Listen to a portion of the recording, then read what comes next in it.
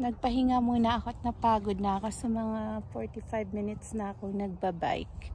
Ayun, first time ko mag-ikot. So dati yung dating walking trail na nilalakad ko ngayon, pinabike ko na siya. Nag-a-adjust pa rin ako. Siguro bukas okay na ako kasi ngayon ulit, last year yung huling bike ko, tapos ngayon ulit. So kailangan ko lang ng constant practice. Tapos kung may mga tao na sa walking area, medyo hesitant pa ako. So siguro pag lagi ako magpa-practice, masasanay. Nagpa-practice ako ngayon mag-bike kasi sa Tuesday magbabike kami ng 8.2 kilometer. Matagal na akong hindi nag-bike. So kailangan mag-practice. Madali akong mapagod. Sa mas sanay akong naglalakad kaysa mag-bike.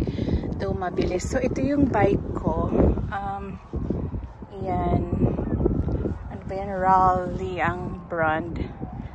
So blue ang kulay. Dapat lalagyan namin ng sa likod yung upuan. Kaso hindi magkasya yung meron kami. Pero okay na yan. Tapos tamang-tama lang din sa height ko.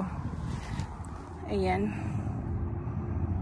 Yung ano lang, mababa yung stand niya. Kaya pinapractice. Tapos tinanggal ni Miles yung ilaw dyan sa may upuan para mababa. Tapos pati yun yung dito. Tapos nilagyan na rin niya ng bell. So hanggang 7 yung gear niya.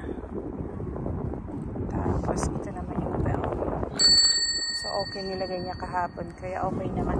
So pinapractice ko ngayon. Kahapon pa ako nagpa-practice, pero gusto ko lang munang i-share sa inyo. Magpahinga lang ako at malayo yung aking pagpa-practicean ngayong araw na to.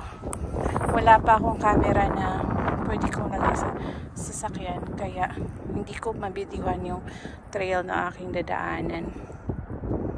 Mamaya update ko po kayo lahat ulit sa aking pag-adventure ngayong hapon na to. Nasa farm area ako ngayon nagpapahinga.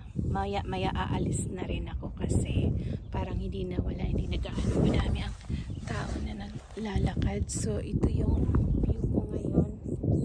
Tinanggal ko muna yung gloves ko. Parang 5:30 na, so kailangan ko lang umuwi at baka hinahanap na ako ni Miles. Nag-ride ulit ako ng isa pang ikot.